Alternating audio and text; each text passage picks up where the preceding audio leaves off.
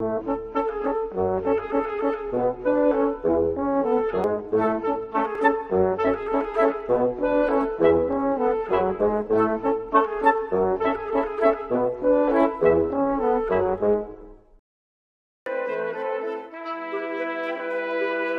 for example, we got a ravioli recipe. Ravioli. What's 16th century ravioli? 16th century ravioli is kind of like gnocchi maybe, something like that.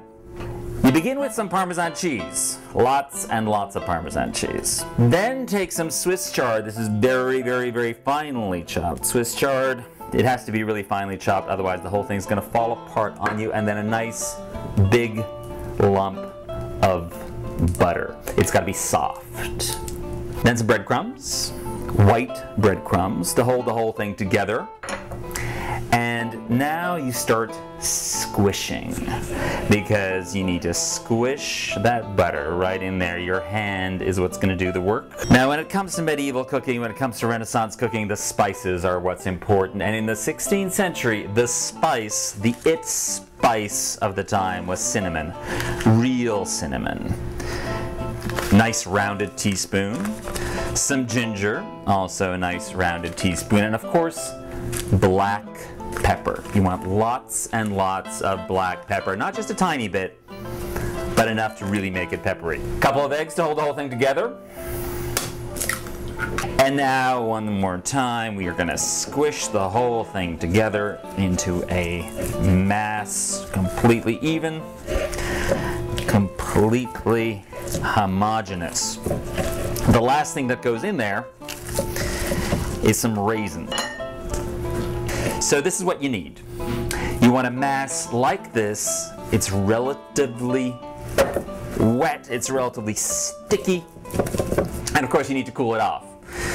Now this would be a problem in the 16th century because there is no refrigeration. They might have ice, but more than likely they would just put it aside, and if it was a fall or autumn day, it would cool off nicely by itself. Remember, there's butter in here that has to harden up so that you can turn these into ravioli. One of the fascinating things about these ravioli is that they're not boiled in water. They're boiled in chicken broth, and this is not ancient chicken broth. This is a very contemporary, quick chicken broth, but it will serve the purpose. So what you do is you take the ravioli and you form it into a nice long sausage.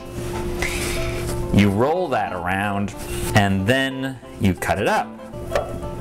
I like to cut them in about 16 pieces, and then you roll each one into a little zeppelin shape or a little football shape. Now, in order to make these extra fancy, we need to put in some saffron that will tint them a beautiful sort of golden green. Now, saffron was something that only the very rich could afford, much like today, in fact. It was the most expensive spice then as it is now. Now we have boiling liquid, and we will add our ravioli in there. Now these, in my experience, take about 7 or 8 minutes to cook. They'll float, but that doesn't tell you anything. You have to let them cook for a little bit longer than that, and test one. Just bite into it and see if it's done. And I like to serve these with some of the broth itself, and don't serve them super hot. Remember, we're using our fingers. Let's have a look if they're done. What you're looking for is for them to float, but be careful, they tend to fall apart if you overcook them. So don't overcook them. Pull them out gently. So let's see what 21st century people think of this stuff. And here we have our ravioli di Cristoforo Messisburgo. Ooh. They don't really look like ravioli. Well, what we call ravioli today, they used to call tortelli. In the Renaissance, ravioli were all filling, no pasta. Parmesan cheese? Yeah, this one's a little weird to me. I liked it. It was kind of bordering on dessert and somewhere between savory and sweet.